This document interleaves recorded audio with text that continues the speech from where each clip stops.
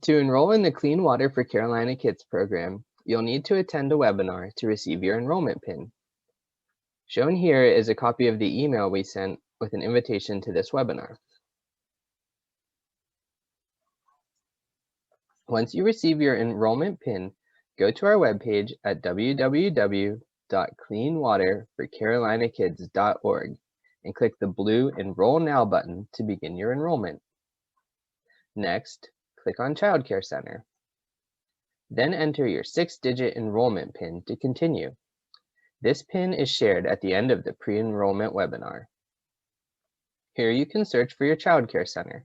If your center is new or recently moved, you can select the My Child Care Center is not listed button. If you are a family child care home, your center will not appear in this list. You should wait to enroll in the program until we send out the notification email letting you know that we've secured funding to enroll family child care homes. Once you select your center, you will be asked to create an account providing your email, name, and other details.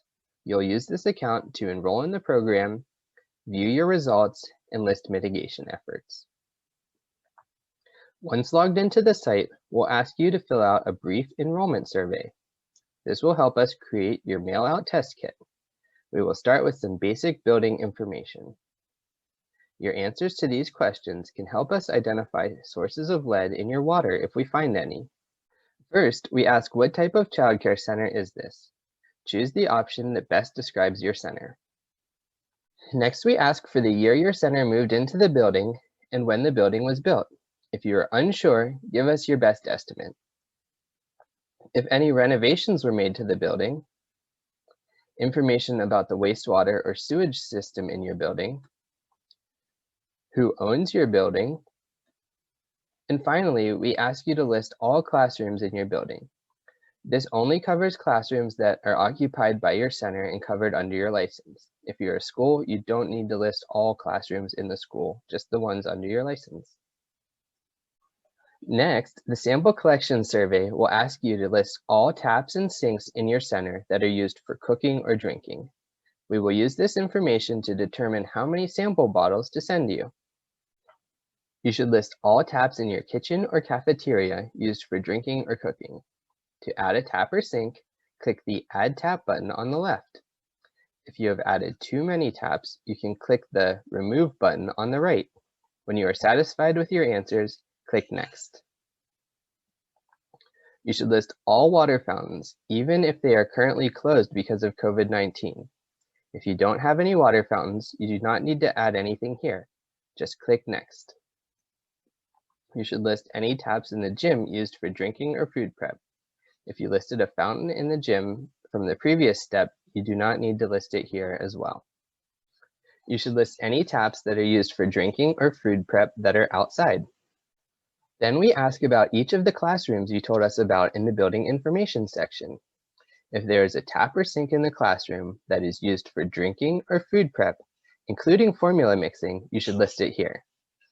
You do not need to list hand wash or bathroom sinks that are clearly labeled not for drinking water.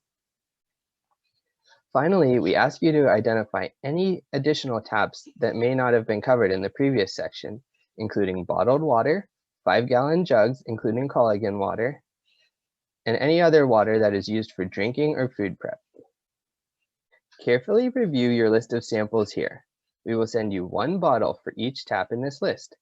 If you need to add or remove a tap, click Previous to navigate back. You will not be able to move to the next section if you did not list any taps.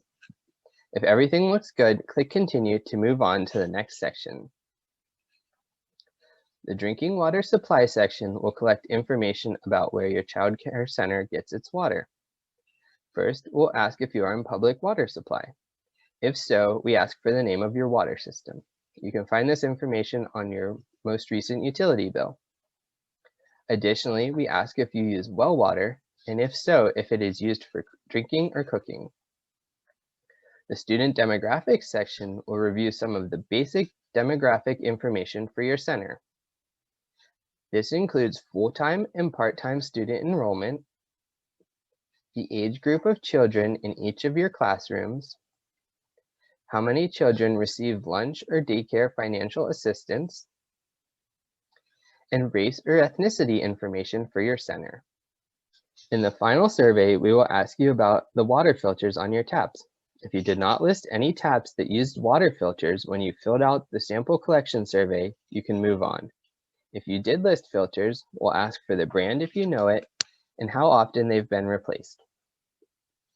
Finally, we'll ask if your center has been impacted by COVID-19 and ask for you to certify that you will follow the sampling process described in the program instructions that will be provided to you.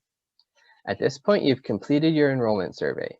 You can click the Submit Enrollment Survey button to finalize your enrollment.